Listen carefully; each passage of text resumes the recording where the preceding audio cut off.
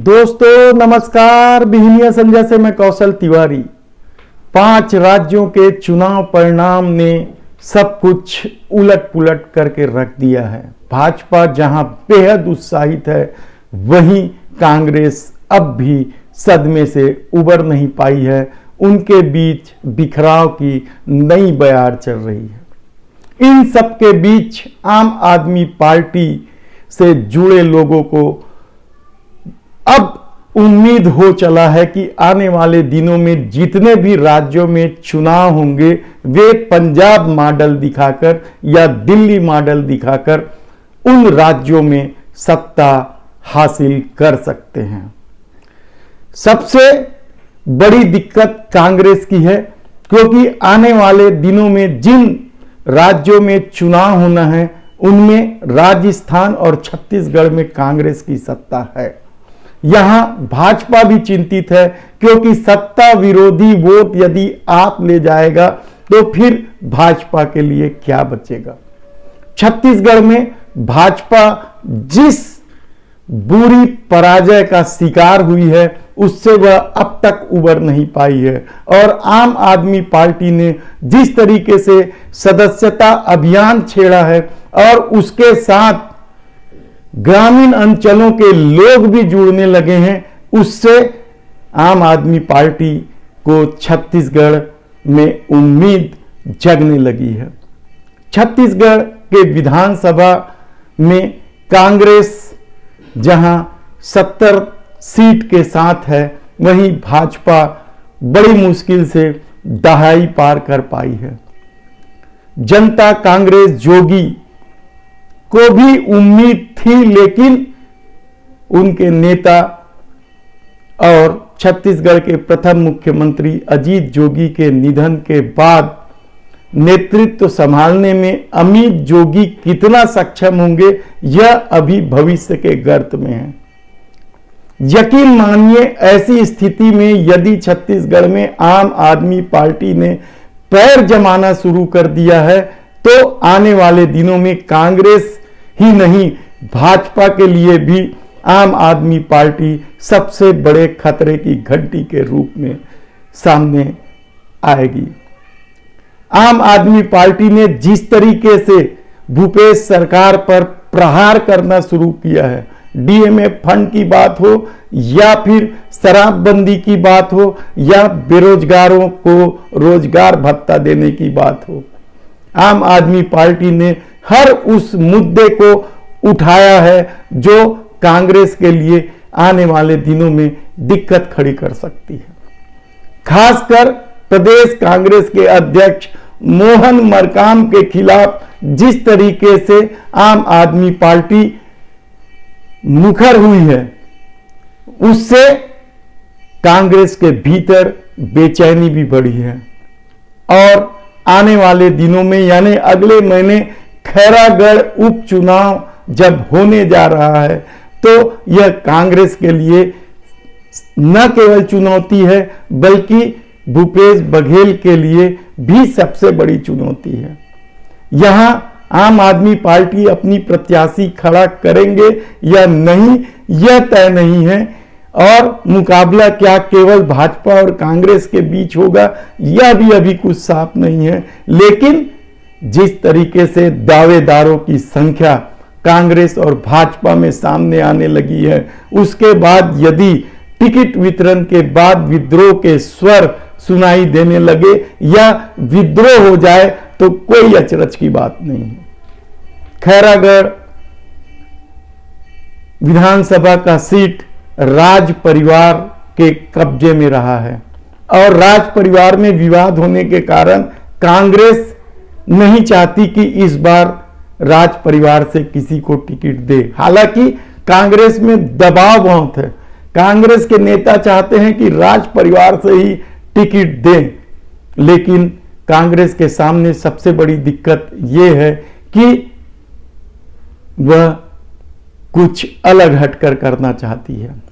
भूपेश बघेल की सोच कुछ अलग ढंग की है, और शायद यही वजह है कि पिछले बार देवव्रत सिंह जोगी कांग्रेस से चुनाव लड़कर जीते थे। कांग्रेस के प्रत्याशी वहां बुरी कदर हार गए थे। लेकिन पूरे छत्तीसगढ़ में जिस तरीके से आम आदमी पार्टी ने बस्तर से लेकर अंबिकापुर तक और मैदानी क्षेत्रों में जिस तरीके से सदस्यता अभियान चलाया है और उस सदस्यता अभियान को जिस तरीके से लोगों ने हाथों हाथ लेना शुरू किया है, वह भी हैरान कर देने वाला है।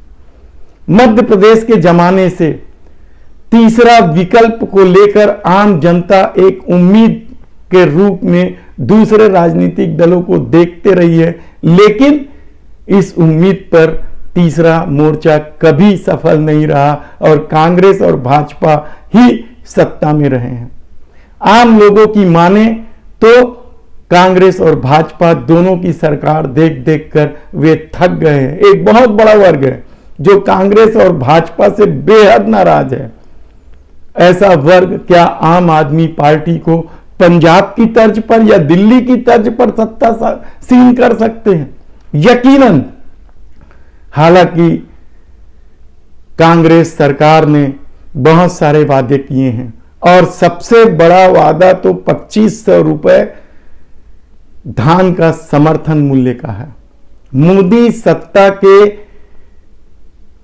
रोका टोकी के बाद भी भूपेश बघेल किसानों को 2500 रुपए न केवल धान का समर्थन मूल्य दे रहे हैं, बल्कि छत्तीसगढ़िया संस्कृति को आगे बढ़ाने के लिए वो नरवा गरवा घुरवा बारी जैसे अभियान चला रहे हैं।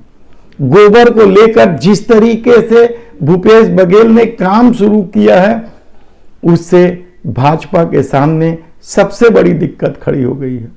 विधानसभा में भी भाजपा जरूर कुछ एक मुद्दे उठाने में सफल रही, लेकिन जिस तरीके से बस्तर में हुए अत्याचार के न्यायिक आयोग की रिपोर्ट सामने आई है, भाजपा बैकफुट पर चली गई है। रमन सरकार में बस्तर में जिस तरीके से अत्याचार का खेल खेला गया, आदिवासियों के घर जला दिए गए, 500 गांव उजाड़ दिए गए और हजारों की संख्या में बस्तर के आदिवासी यदि आज भी राहत शिविर में रहने को मजबूर हैं, तो भाजपा बस्तर में कैसे करेगी, क्या करेगी? लेकिन आम आदमी पार्टी ने उन्हीं मुद्दों को लेकर न केवल भाजपा पर निशाना साधा है, बल्कि कांग्रेस को भी घेरने की कोशिश की है और आम आदमी पार्टी ने प्रदेश अध्यक्ष की जिम्मेदारी आदिवासी को दी है।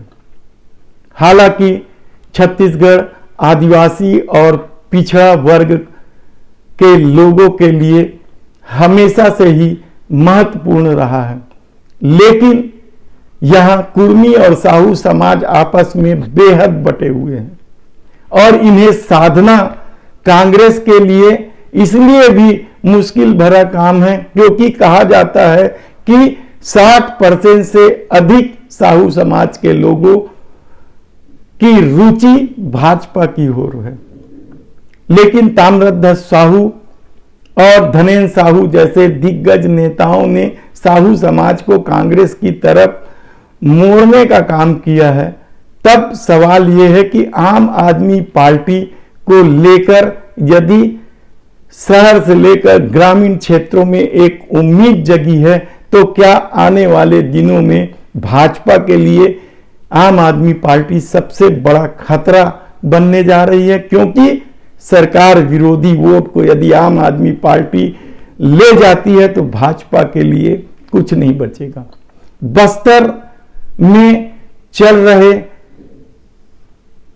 आंदोलन को लेकर भाजपा सजग है, क्योंकि कहा जाता है कि बस्तर जीत गए तो प्रदेश जीत गए। हालांकि 2013 में यह स्थिति नहीं बनी थी, लेकिन इसके बाद भी बस्तर में भाजपा अपनी पूरी ताकत लगा रही है। प्रदेश प्रभारी पुरेंदेश्वरी देवी का लगातार बस्तर पर फोकस है, वह लगातार बस्तर के दौरे में, क्योंकि बस्तर में किसान भी कम है और वहां ज्वलंत मुद्दे इस कदर हावी है कि भाजपा को लगता है कि वह आसानी से सब कुछ अपने अनुकूल कर लेगा। लेकिन अब भी सवाल यह है कि क्या आने वाले दिनों में आम आदमी पार्टी तीसरा मोर्चा के रूप में उभर कर सामने आएगी, देखना होगा। धन्यवाद।